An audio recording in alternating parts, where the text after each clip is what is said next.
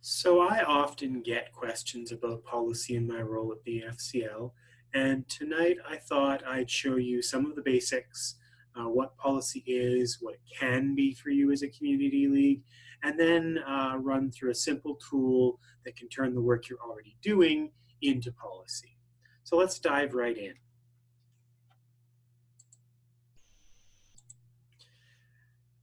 At its most basic, policy is telling how the community league deals with something. So it's really defining the league's approach to some problem or some issue that they're dealing with. It's also about giving people the answer to a specific question. So in that way, it's solution focused. And then when we look at it, one of the main benefits of policy is that it's adding consistency to the work of the community league. So it gives that real consistent feel to the work. And then we ideally want to see that it's a written document. The reason that we recommend this, that it be a written document, is that way everybody can have the same understanding, or at the very least, a similar understanding of the policy that we're talking about.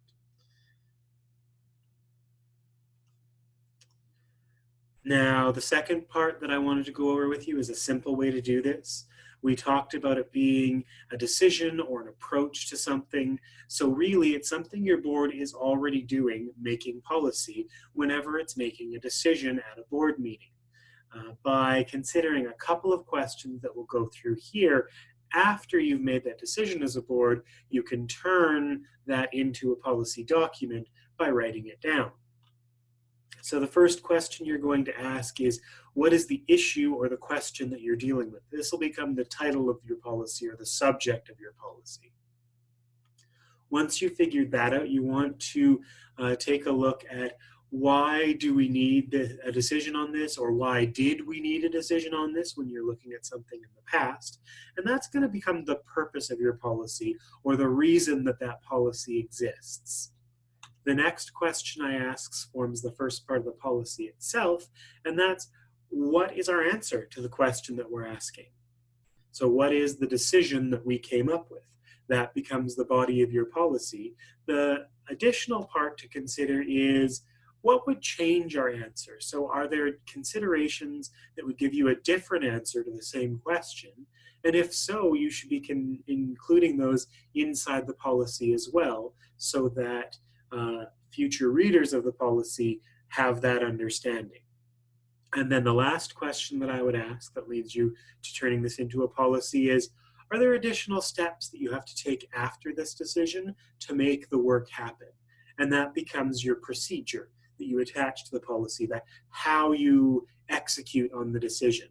So to give an example of this, if I go back to the first question, what is the issue or question? An example I use when I'm talking about this quite often is hall rentals. So who are we willing to rent the hall to? Could be the question.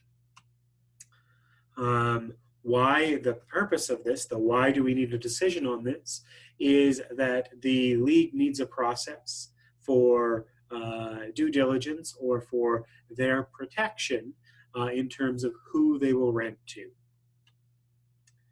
The answer to the question, you might look at one situation where you looked at a hall rental at your board meeting, or you may look at several, and you would see things like, does a certain kind of organization get preference for a rental? Are there kinds of organizations that don't get preference for a rental?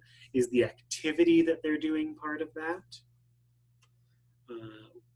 Thinking about what would change your answer. So if it was a member of the league versus a non-member of the league, that might change your answer. So you'd want to include that in policy. If it was a business that was within your neighborhood, that might be different than a business from outside your neighborhood.